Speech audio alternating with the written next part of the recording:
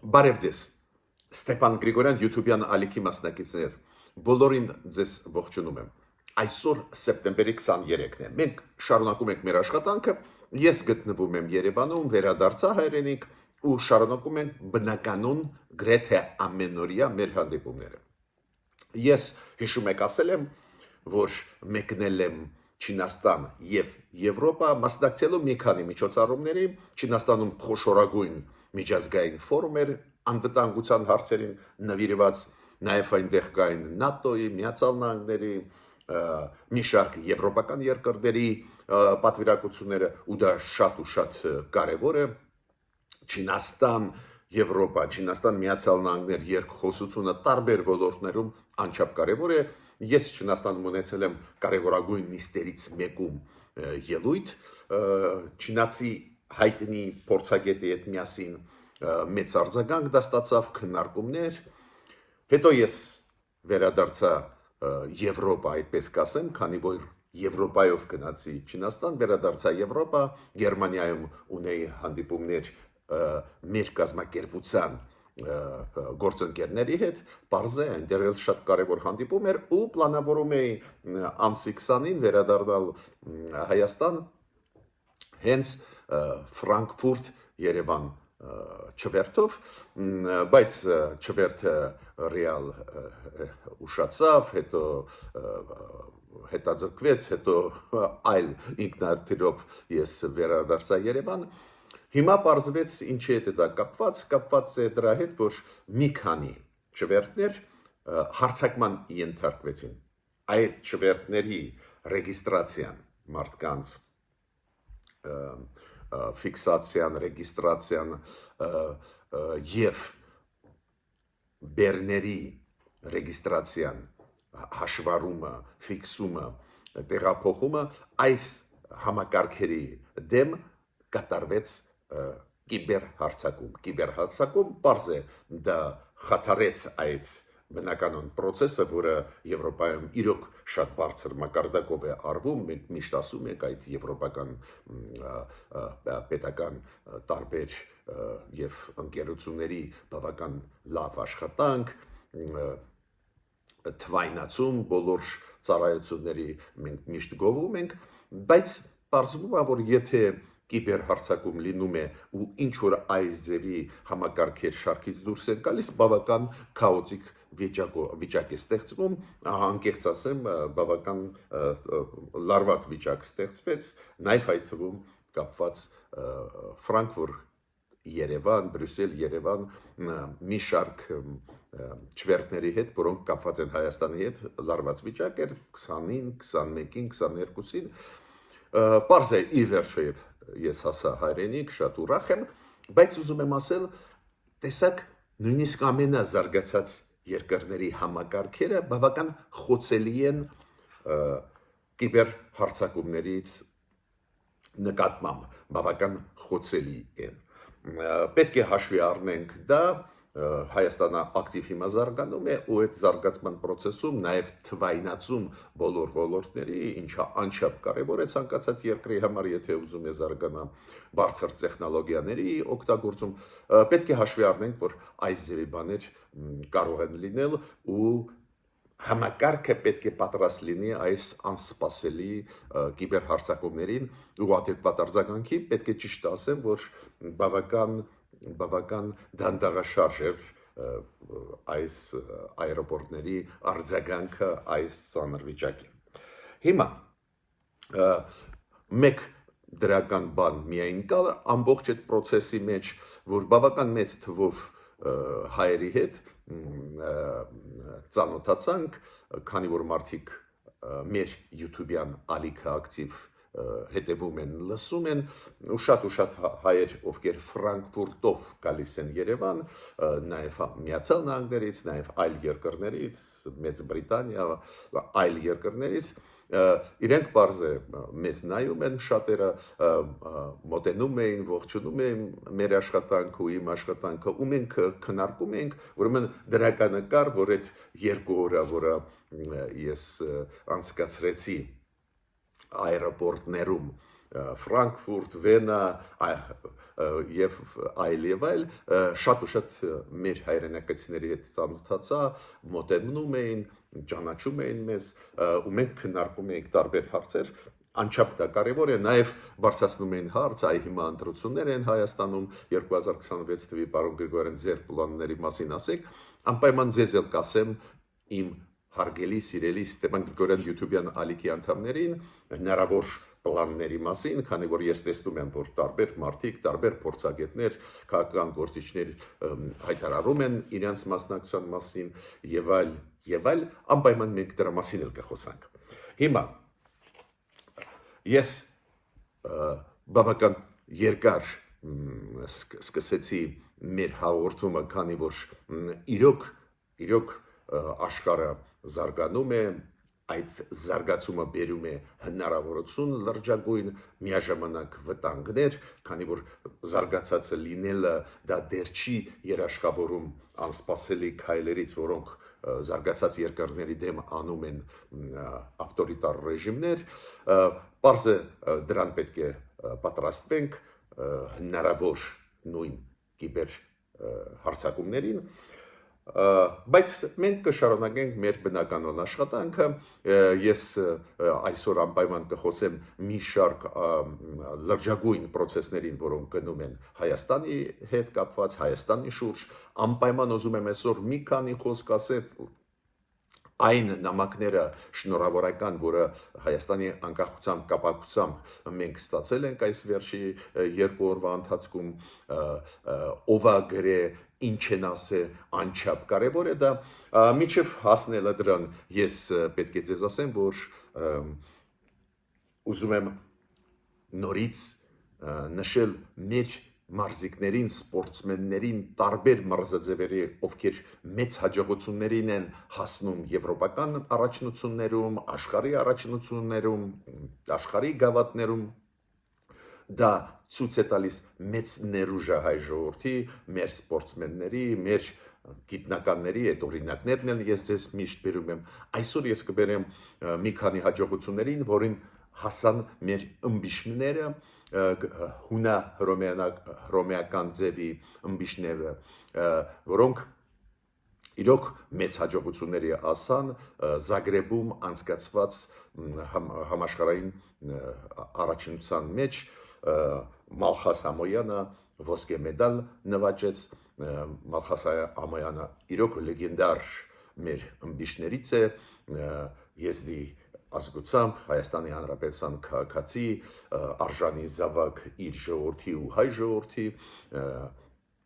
շնորհակալություն Մալխաս Ամոյանը բարձր պահեց պատիվը հայ ժողովրդի ոսկե մեդալ նվաճելով, բրոնզե մեդալներ ստացան Սլավիկ Գալստյանը եւ Հրաչյա Պողոսյանը, դա էլ մեծ լուրջ հաջողություններ են մեր սպորտսմենների։ Հիմա անցնենք անսուդարձներին, որոնք ուղղակիորեն վերաբերում են Հայաստանին։ Այն, որ Եվրոպան մեզ հետ շատ ակտիվ աշխատում է, նաև այդ թվում Եվրոմիությունը, առանձին եվրոպական երկրները, բոլորս գիտենք, պատվիրակությունները իրար հետևից գալիս են Հայաստան, լրջագույն ծրագրեր, ինչքանով ակտիվ իրականացվում են, չգիտեմ, մենք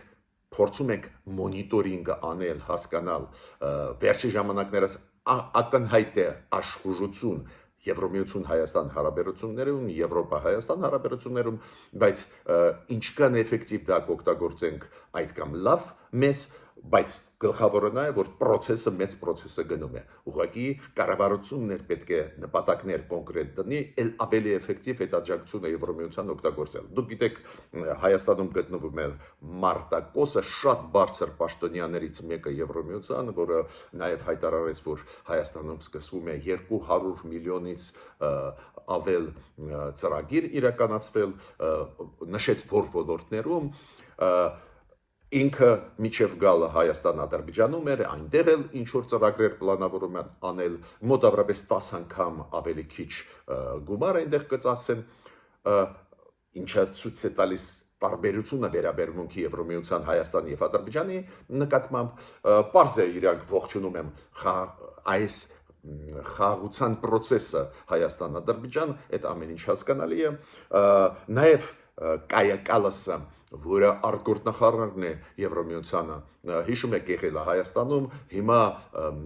ՄԱԿ-ի գլխավոր ասամբլեայում հանդիպեց Բայրամովի հետ Ադրբեջանի արտգործնախարարի։ Մենք տեսնում ենք մեր տարածաշրջանի հետ կապված ակտիվ process-ներ են Հայաստանի հետ, Հայաստան-Ադրբեջան հարաբերությունների նկատմամբ շատ բարձր գնահատում են դա, բայց ես միշտ ասում եմ նաև առաջարկում եմ մեր փորձագետներին, մեր քաղաքական գործիչներին, ովքեր հանդիպում են եվրոպացիների հետ, անպայման իրենց մեկ բան ասել, ոչ անպայման չի այդքան երկար, ասենք գովալ հարևան պետությունը, այո, ողջունում եք Ես էլ ողջունում եմ միանշանակ այդ խաղաղության process-ը Հայաստան-Ադրբեջանը, բայց Ադրբեջանի նկատմամբ մի քիչ իրանք պետք է զգուշավոր լինեն այն առումով, որ այնտեղ կան այլ հարցերում լուրջ խնդիրներ, օրինակ քաղբանդարկյալների հետ կապված, նվազագույնը 400-ից ավել մարդ է, մի քիչ այդ տոնը ողջունի այդ երկրի նկատմամբ մի քիչ թուլացնեն, այն որ այնտեղ էլ փորձում են օգնել, մեզ տալիս են շատ ու շատ ավելի մեծ օգնություն, շնորհակալություն, դա շատ կարևոր է, նաև կարևոր է, որ Եվրոմիությունը աշխատում է երկու երկրների հետ էլ, բայց շատ ոգևորված պետք չի խոսալ առանձին դեպքերում։ Հիմա Հայաստանում նաև հիմա մեծ ակտիվություն է Հայաստան-ՆԱՏՕ համագործակցության հարցում, դուք գիտեք, Rose-Road համակարգ կա ՆԱՏՕ-ի պարլամենտական ասամբլեայի հետ կապված այդ հայտնի սեմինարներ են նվիրված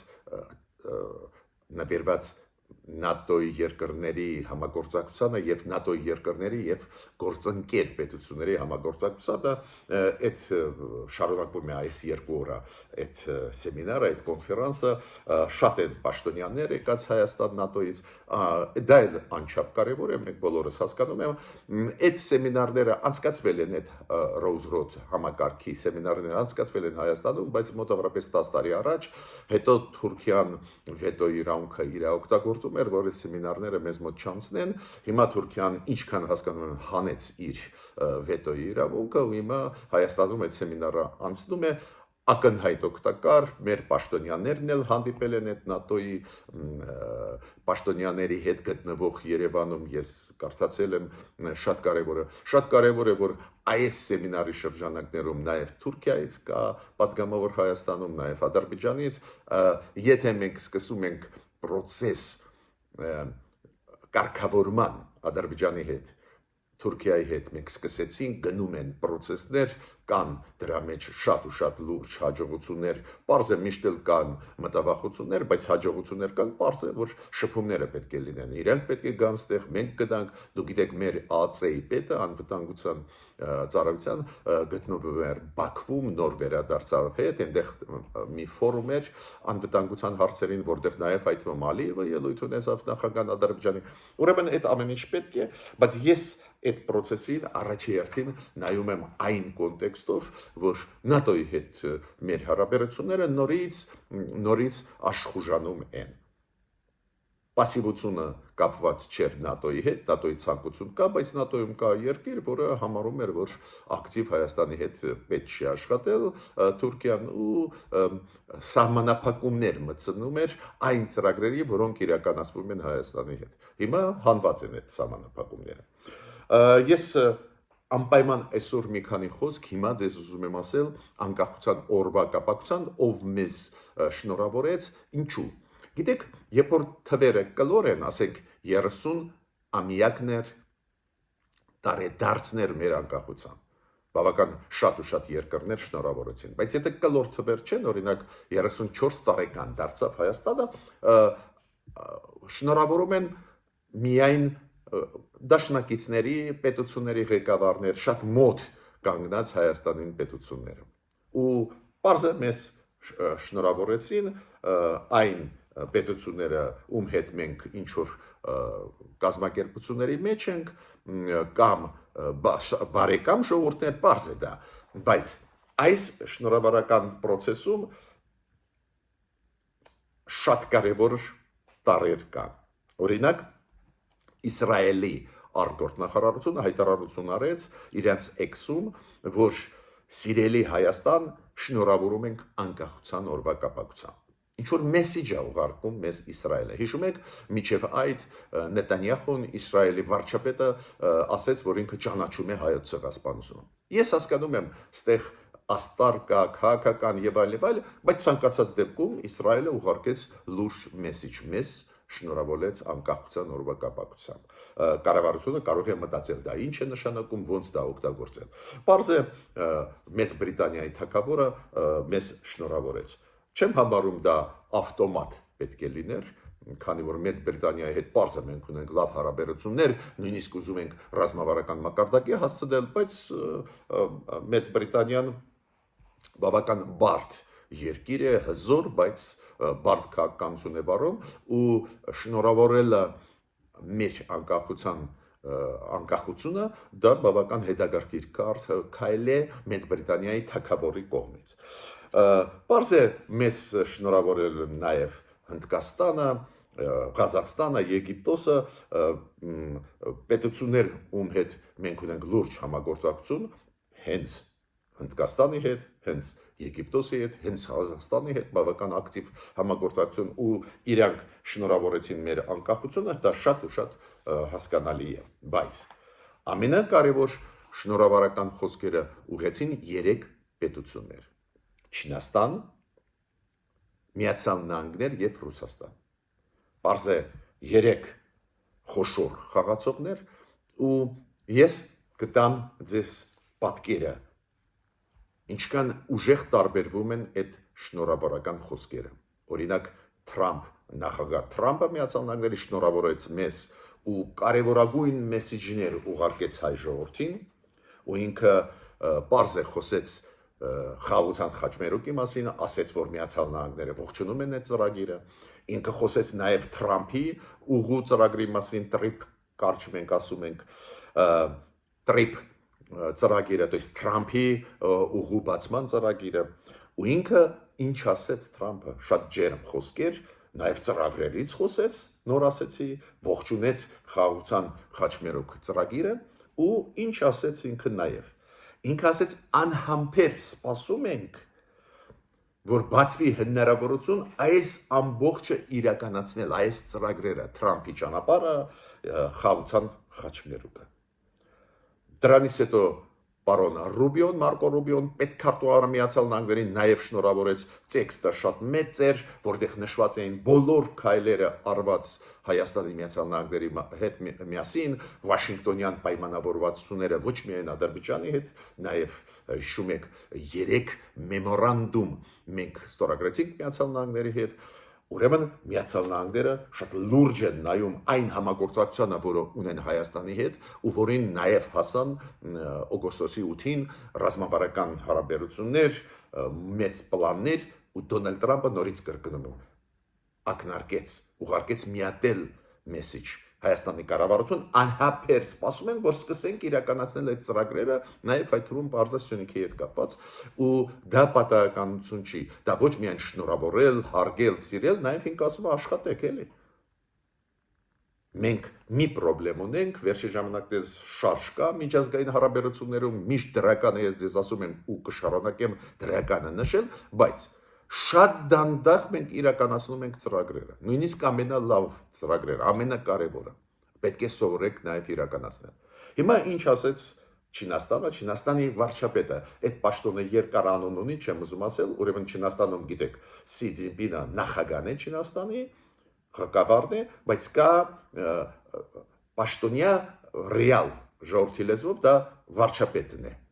Այդ վարչապետը շնորհավորեց Հայաստանին, մեր ժողովրդին ու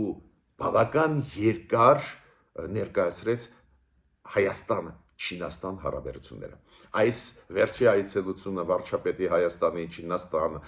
ձեռք բերված պայմանավորվածությունների, ռազմավարական ընկերության մասին պայմանավորվածություն մանրամասն։ Ես հասկացա, որ իրոք մենք կարողացանք լուրջ աշխատել եւ Միացյալ Նահանգների եւ Չինաստանի հետ։ Ինչը անչափ կարևոր է, ամենաերկու խոշոր հզորագույն տնտեսություններ աշխարհում, հզոր պետություններ, ամենահզոր բանակներ ունեցող, պաշտպանության համակարգեր ունեցող, տեխնոլոգիանապես ամենահզոր երկրներ։ Ուրեմն ողջունում եմ այդ աշխատանքը, որ դրան բերեց։ Հիմա Պուտինը ինչ ասեց։ Դուք չեք հավատա իմ խոսքերին, որոնք հիմա կլսեք։ Ես հաճախ քննադատում եմ Ռուսաստանի քաղաքականությունը, քննադատում եմ Ռուսաստանի քաղաքականությունը Հայաստանի նկատմամբ, տարբեր հարցերի կոնտեքստով, բայց այսօր ես պետք է գովամ Վլադիմիր Պուտինին։ Առաջի անգամ է, որ ինքը անկեղծ էր։ Իր շնորհավորական խոսքերը տեղավորվեցին 2 կամ 3 կարճ նախադասությունների մեջ։ Նախադասություններից մեկը ասում է նրա մասին, որ հիմքում հայ-ռուսական հարաբերությունների դրված են այս բարեկամական հարաբերությունների ավանդույթները, եւ մենք փոխադարձ հարգում ենք իրար։ Եվ այդ հիմքում դրված այդ սկզբունքները թույլ են տալիս, որ մեր շահերը մենք երկուսով տանանք առաջ։ Ոչ մի խոսք ռազմավարական համագործակցության մասին, ոչ մի խոսք, որ մենք Հայաստանի հետ ռազմավարական պարտնյոր ենք, դաշնակից են եւ այլն։ Այդ հեքիաթները, որ անընդհատ պատմում էին, խաբում էին, չկային։ Այդ իմաստով ես իրոք գոհ եմ Պուտինի շնորհավորական նամակից։ Ոչ մի հեքիաթ, ոչ մի խաբեություն, շատ կարճ, որ հա, բայց մենք ունեինք բարիդրացիական հարաբերություններ, այ դրա վրա հենվելով աշխատում ենք, ոչ ավելին։ Ու համեմատեք Տրամպի շնորհավորական խոսքերի, Չինաստանի ղեկավարների շնորհավորական խոսքերի, հայ ժողովրդի անկախության կապակցությամբ, մանրամասն գլխավոր ուղղությունները զարգացման, մանրամասն գլխավոր հնարավոր պոտենցիալ ծրագրերի հետ կապված, ու երկուսն էլ խոսում են, որ Հայաստանը իրենց համար դառնում է ռազմավարական պարտնյոր եւ Չինաստանի եւ Միացյալ Նահանգների։ Հիմա նաեւ ուղղակի 1-2 խոսք ուզում եմ ասել մեկ հարցի հետ կապված, մենք շոշափել ենք։ Դուք գիտեք, Ռուսաստանը խախտել է Էստոնիայի օդային տարածքը 12 րոպեով, դուք հասկանում եք, նույնիսկ եթե 10 վայրկյան լինել, դա մեծ սկանդալ կլիներ, բայց 12 րոպե։ Հետո հիշում եք միջև այդ Լեհաստանի վրա ուղղված Ռուսաստանի կողմից դրոնները, ԱԹՍ-ները, մոտավորապես 20-ից 20-21 հատ, մեծ սկանդալ բարձրացրեցին, նաև ՆԱՏՕ-ն սկսեց մտածել ինչ անել, ինչ որ կոնկրետ քայլեր արվում են, զարգացումները գնում են։ Ես հիշում եք ասել եմ, որ ես շատ մտահոգված եմ, քանի որ ստեղ կերևա ՆԱՏՕ էֆեկտիվ է պաշտպանում իր անդամներին, թե ոչ, բարեբախտաբար ժամանակը ցույց տվեց, որ ՆԱՏՕ-ն աշխատում է։ Քանի որ մենք մտավախություններ ունեինք, չեմ ուզում թաքցնել, որ մի քիչ пассив կարձագանքի ՆԱՏՕ-ն պարզվեց բավական ակտիվ, նաև կոնկրետ միջոցառումներով ուժեղացնում են Բալտյան երկրների եւ Լեհաստանի անվտանգությունը, բայց ամենակարևորը դեմոկրատական աշխարհի երկրները, Ֆրանսիան, Մեծ Բրիտանիան, ովքեր մշտական անդամ են ՄԱԿ-ի անվտանգության խորհրդի, նախաձեռնեցին արտահերթ նիստ ՄԱԿ-ի անվտանգության խորհրդում, այնտեղ շատ լուրջ քննարկում գնաց մեկ օր առաջ, որտեղ որ պարզը քննադատվեց Ռուսաստանը, ու ինձ համար շատ կարևոր էր ինչ է ասում Մայք Ուոլսը, որը հիմա ունի նոր պաշտոն, շատ կարևոր, ինքը ՄԱԿ-ում Միացյալ Նահանգների դեսպանն է, լիազոր ներկայացուցիչն է։ Ինքը ելույթ ունեցավ ու շատ լուրջ քննադատեց Ռուսաստանին, ասեց, որ Ռուսաստանը արհեստականորեն էսկալացիա լարվածություն մտցնում է տարածաշրջանում ու ուզում է Ուկրաինայի պատերազմի մեջ մտցնել նաև այլ երկրներ։ Ուստեղ խոսվում էր դրա մասին, որ Ռուսաստանը պարտավոր է կատարել իր պարտավորությունները ՄԱԿ-ի կանոնադրության համաձայն, իրոք հասնել խաղաղության, այլ ոչ թե պատերազմի, ավելին Դոնալդ Տրամպը արձագանքեց այդ նիստին, Դոնալդ Տրամպը ասեց, որ այո, մենք կօգնենք Բալտյան երկրներին եւ Լեհաստանին, եթե հարձակվի Ռուսաստանը իրենց վրա։ Դες փաստորեն ՆԱՏՕ-ն հստակ ասեց իր դիրքորոշումը։ Հիշում եք, մինչ այդ ես ասում եմ, Միացյալ Նահանգներում անհասկանալի process-ներ են գնում, կաջակցեն, չեն աջակցի, մյուս եվրոպական երկրները կաջակցեն, բայց ՆԱՏՕ-ն առաջերտին դա Միացյալ Նահանգներն են։ Միացյալ Նահանգները ասում են մենք կաջակցենք ու դա շատ կարևոր է։ Ու հիմա համեմատեք ոնց էր պահում Ռուսաստանը ՄԱԿ-ի անվտանգության խորհրդում, երբ որ հիշում եք Ֆրանսիան նախաձեռնեց 2022 թվականի սեպտեմբերին, երբ որ դեպի Ջերմուկ գնաց Ադրբեջանի զորքը, Ֆրանսիան նախաձեռնեց արտահերթ նիստ, որտեղ որ բոլորը ի աջակցություն մեզ ելույթ ունեցան, բոլորը գրեթե առանց բացառությամբ այդ 15 երկրներ ՄԱԿ-ի անվտանգության խորհուրդ, ով փակեց ճանապարհը ռեզոլյուցիայի, բանաձևի, որը պետք է ընդունվեր քննադատող Ադրբեջանին, Ռուսաստանը։ То есть դաշնակիցները Բալտյան երկրների, Լեհաստանի ՄԱԿ-ի անվտանգության խորհրդում պաշտպանում էին Լեհաստանը ու Բալտյան երկրների անվտանգությունը։ Մեր դաշնակիցը այն ժամանակվա իբր դաշնակիցը Ռուսաստանը հակառակը պաշտպանում էր Ադրբեջանի դիրքորոշումը։ Ուրեմն ես պետք է ասեմ, որ այդ զարգացումները ցույց են տալիս ով է, ով իսկական դաշնակից, ով միայն ձևական դաշնակից։ Ես ավարտեցի իմ այսօրվա ելույթը, խնդրում եմ բաժանորդագրվել, կիսվել, լայքել եւ աջակցել մեր YouTube-յան ալիքի, որ մենք շարունակենք մեր աշխատանքները էֆեկտիվ